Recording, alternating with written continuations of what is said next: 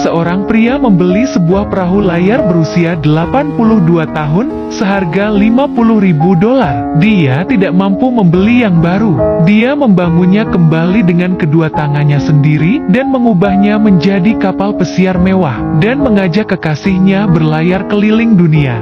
Setelah 8 tahun menunggu, perahu layar tua itu akhirnya bisa lepas dari pemilik sebelumnya. Setelah memastikan bahwa mesinnya telah diperbaiki, dia memutuskan untuk memasang tiang layarnya kembali. Perahu dengan layar adalah wujud aslinya. Setelah mengecat ulang tiang layar dan memastikan tali-tali pengikatnya aman dan lampu malamnya berfungsi, kapal itu diangkut ke dermaga. Tiang setinggi 10 meter itu harus dinaikkan ke atas derek besar dan kemudian dimasukkan dengan aman ke dalam pangkalan.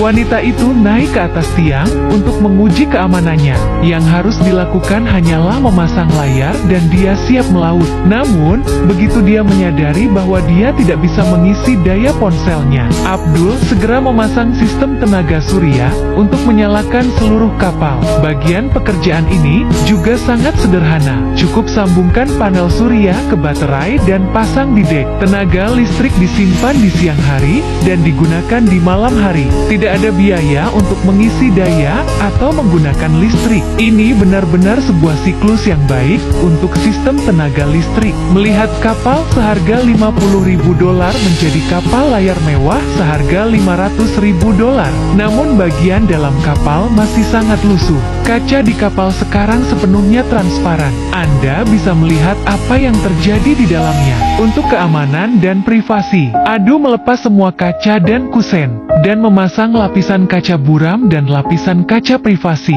Bingkai ganda lebih kedap air. Orang di luar tidak bisa melihat apa yang terjadi di dalam, dan juga melindungi dari sinar UV matahari. Sekarang, Anda tidak perlu mencemaskan tentang panas bahkan saat berada di laut. Demi keselamatan di laut, Adu mengeluarkan sekoci yang ditemukannya di dalam kapal. Setelah dibilas, sekoci itu terlihat seperti sudah disetel dari pabrik. Mereka bertiga menguji keamanannya. Setelah memastikan bahwa sekoci itu tidak bocor, mereka menggantungkannya di perahu layar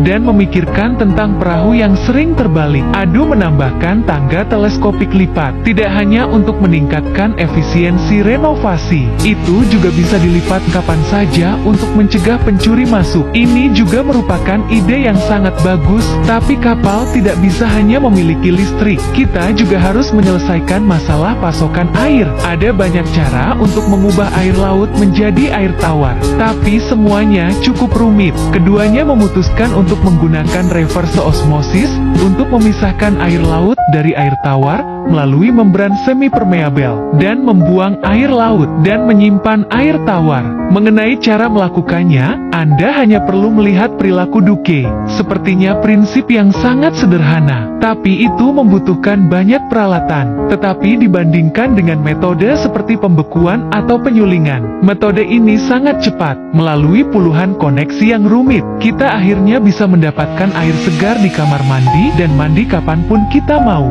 Meskipun airnya sedikit kecil, tapi cukup untuk keperluan sehari-hari. Dapur dan kamar mandi juga dialiri air. Tetesan air ini membuat mereka berdua merasa aman. Siapapun yang pernah meneguk air laut di laut tahu betapa pentingnya air tawar. Sekarang kita memiliki air dan listrik. Yang harus dilakukan hanyalah menyelesaikan masalah berlayar dan makanan, dan kami siap untuk pergi.